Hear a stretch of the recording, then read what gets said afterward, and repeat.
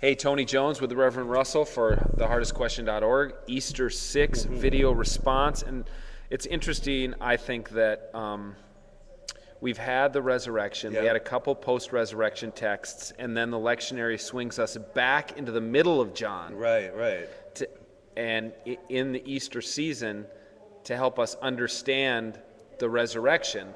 Right? Yeah, I think so. So this text, we have 2 weeks in a row here on John 14, in which Jesus is in the middle of this kind of long and fairly theologically esoteric sermon about the Father dwells in me and I dwell in the Father, therefore if you dwell in me, you dwell in the Father. Right. And it's almost Platonic. It really is, and it's where this is in this long sermon, really the crux of this sermon is all about Jesus telling us that we get to be part of the Godhead now.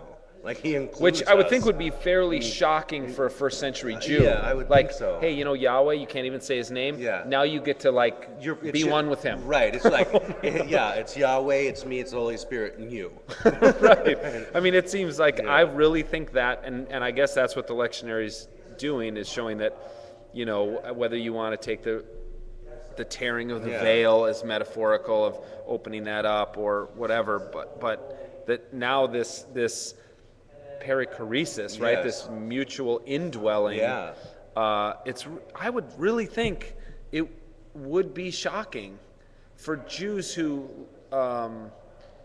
they when they thought about Yahweh, they can't say Yahweh's name. Right. They can't even touch the Torah. Everything about God is other. Right. Other. And now Jesus is like, hey, we're like sharing a sleeping bag. Yeah, right. It's like, why don't you pull a chair up into the Holy of Holies, and you can have a seat there now. We need a place hang for out. you in there. Yeah. So you were saying you like this Jesus. You like this version. I like this. Well, it's funny that they the lectionaries immediately after Easter want us to get into a debate, a theological debate about the nature of salvation, about predestination or universalism, whatever. I mean, they just told us last week that you must come enter the sheepfold through Jesus. Mm-hmm. That's the only way. And then so we get this text this week that says, nobody comes to the Father except through the Son. And so it seems like pretty clearly they're going, this event happened, and now we're saying this is what this event means. Yeah. It is pivotal, and this is the only way to God. So how do you preach that? What angle do you think you take to try to unpack the hardest question about this first part of John 14?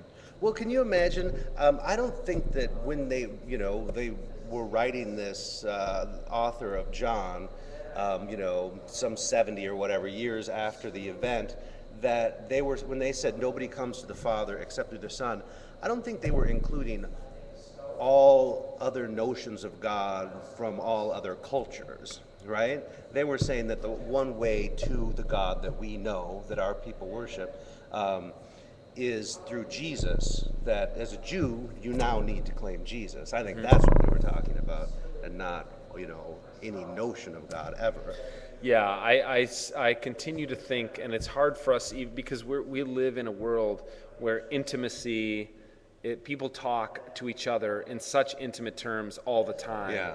And so much so that our language of intimacy is really impotent in some ways. Right? I just love Diet Coke. Yeah. You know what I'm saying? Right, exactly, yeah. And I do think that one of the hardest questions for me in this text is how we would get our hearers of the sermon to get into the first century mindset of thinking how really radical this is, that Jesus is saying in John, in preparation for his crucifixion and resurrection, that there's this incredibly intimate relationship with Yahweh that he's opening up to them. Yeah, I think that really that's like the hardest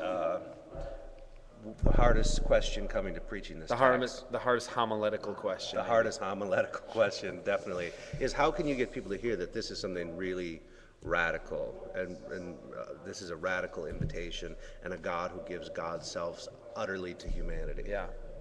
All right, Reverend Russell, Tony Jones, thehardestquestion.org. Go on the blog and tell us how you read this text.